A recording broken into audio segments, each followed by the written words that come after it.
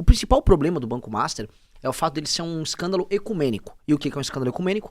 Tem centrão? Tem. Tem membros do STF? Tem.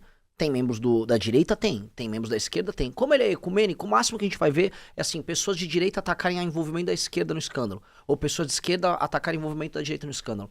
O exemplo claro, pra não ficar aqui só falando em termos genéricos. Tabata Amaral fez um vídeo falando sobre o escândalo Banco Master. Só aborda a parte que cabia à direita. Governo do Bolsonaro, acho que citou ali o Fabiano Zettel, cita a Lagoinha. E para por ali.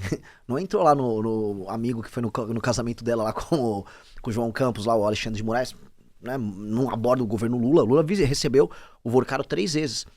Quando você viu agora, ontem teve um documentário da Brasil Paralelo sobre o assunto. Só abordando a participação da esquerda. Ah, esse escândalo que a esquerda sempre está presente. A real, esse escândalo pega todo mundo. Se a gente for pegar eu defendi a privatização da Sabesp.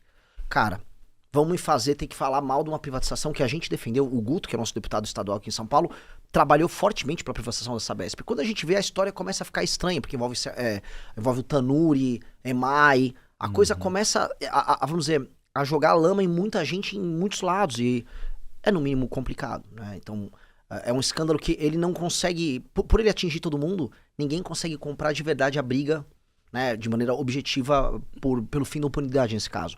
E o acordão interessa a todos. Hoje, há um desenho de um acordão em que o Toffoli vira o bode expiatório e o resto todo mundo se salva e muda de assunto e vamos pra briga eleitoral. Porque não interessa hoje pra ninguém andar com esse tema. Pra ninguém.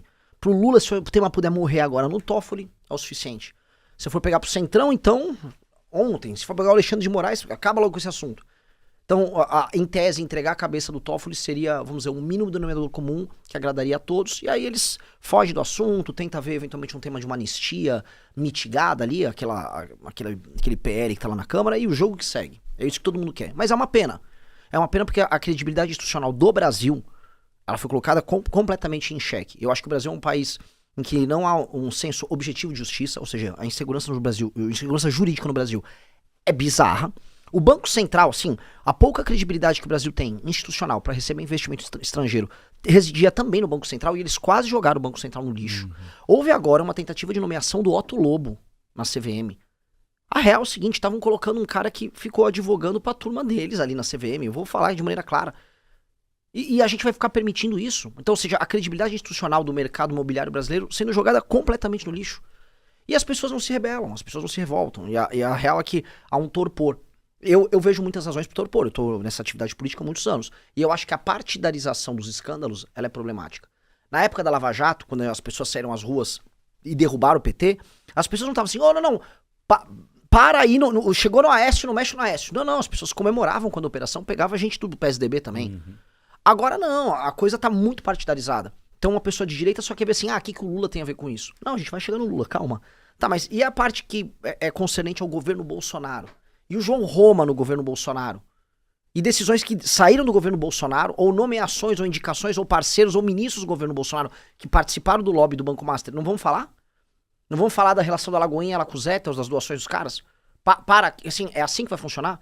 O Cred Sexta do PT também, o PT vai fingir lá, a esquerda, não, vamos defender a democracia aqui, então não vamos falar do Cred Sexta nem do Alexandre de Moraes.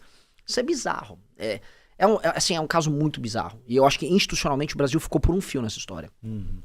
Você falou até da indicação do Otto Lobo na CVM, mas bom, o presidente, a gente só tá falando de um novo presidente da CVM porque o presidente anterior teve que sair por ameaça, né? Sim. Assim, então você vê o quão fragilizado estão as nossas instituições. A CVM já há muito tempo, e até sempre cito esse artigo que o Gustavo Pires, sócio da XP, escreveu no Valor, no final de 2024, sobre o quanto, o artigo mostra o quanto cresceu o mercado de capitais brasileiro em número de emissões, empresas participantes, investidores, e o quanto diminuiu o orçamento da CVM e a quantidade de funcionários que trabalham lá. Então, o próprio sucateamento da CVM permite que essas atitudes inescrupulosas ali, tanto do afastamento do presidente, ou ele pedir para sair e colocar alguém que não necessariamente seja o melhor cargo, a melhor pessoa técnica para isso, acaba tendo esse impacto.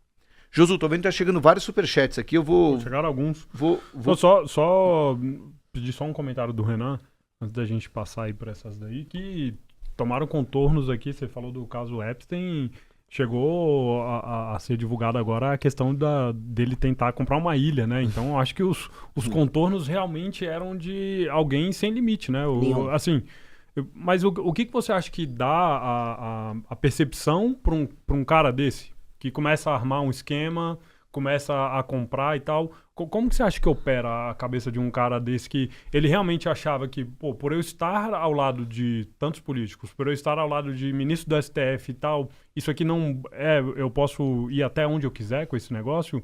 Ou eu tenho todo mundo nas mãos agora aqui, ninguém vai conseguir me derrubar? Como é que você acha que opera a cabeça de um cara desse? É interessante tentar fazer uma análise psicológica do Vorcaro, né? Quando a gente vê a carreira dele. Tem uma matéria muito boa da Piauí, né? Que conta toda a trajetória, mas... enfim, ele trabalhava com o pai. Em grande medida, o pai começa a crescer junto com ele em operações envolvendo um hotel ali no período da Copa do Mundo. Aí, dali em diante, fica uma espécie de um vácuo. E nesse período desse vácuo, aí nos anos 2010, surge na Bahia o produto Cred Sexta. E, paralelamente, eles vão atrás do banco, que era o Banco Máxima, que estava em dificuldades. E tem todo um processo longo para eles adquirirem e tornar ele o Banco Master. Mas não dá para falar do Banco Master sem o produto Cred Sexta e sem o Nelson Tanuri. E sejamos honestos aqui, em bom português, o Nelson Tanuri é sócio oculto do Banco Master. Meio que todo mundo sabe disso. E o Nelson Tanuri foi parte integrante de, vamos dizer, de uma operação mais estruturada que envolvia de compra de empresas públicas, a emissão de títulos de uma empresa que usava para lastrear outra. Ou seja, ele criou esses produtos complexos. Então, Tanuri de um lado e o Augusto Lima do outro, que vem com o Cred Sexta, esses caras juntos criam, vamos dizer, o conjunto de operações que dão base para o negócio do Banco Master. Então, eu não sei se o Vorcaro ele é o arquiteto disso tudo. Eu nem acho que ele é o arquiteto. Eu acho que o Tanuri é um cara, vamos dizer, com muito mais tarimba e muitas mais experiência em negócios, vamos dizer, confusos, tá? Pra gente falar o mínimo, do que ele. Só que o que ele viveu, e tem uma questão simbólica, ele viveu um momento que é único ali.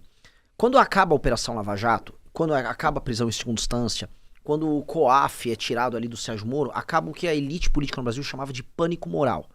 Eles falavam o seguinte, o Romero Jucá falava isso, todos esses caras, havia um pânico moral de classe média que deu na Operação Lava Jato, a Operação Lava Jato chegou, prendeu todo mundo e acabou com os negócios. E na cabeça de todo mundo os negócios acabaram, isso é uma grande oportunidade perdida. Quando acaba a Operação Lava Jato, e é muito engraçado porque é bem coincidente, termina a Operação Lava Jato, no dia seguinte é autorizado o funcionamento do Banco Master. Coincidência, né? Mas aquelas coincidências poéticas praticamente, né? Que fazem a história ficar mais saborosa. Viram Vale Tudo. Aquele início do Vale Tudo, começa 19, 20, 21, 22, todo mundo nessas elites jurídicas, econômicas e políticas se sente livre para começar a fazer negócios novamente. E como esses negócios começaram a envolver absolutamente todo mundo, eu acho que todo mundo se sentiu, vamos dizer, não só autorizado a fazer isso, no momento em que o Supremo Tribunal Federal vinha vencendo o governo Bolsonaro, em muitos termos, mas eles também entraram no próprio governo Bolsonaro. A gente pode ver, assim, uma das primeiras coisas que o Ciro Nogueira fez quando ele se torna ministro da Casa Civil, acho que foi um dos primeiros, talvez o primeiro ato público dele, foi fazer um churrasco com o Daniel Vorcaro e apresentar o Daniel Vorcaro a outras pessoas, dentre elas ele apresenta o Roberto Campos Neto, que é o Roberto Campos Neto que recebeu as 38 chamadas do mercado financeiro para fazer alguma coisa com relação ao Banco Master e demorou muito para fazer as coisas. Então, você tinha então uma turma que estava operando PT, operando o governo Bolsonaro, operando o Centrão, operando, depois de alguns anos, o governo do DF.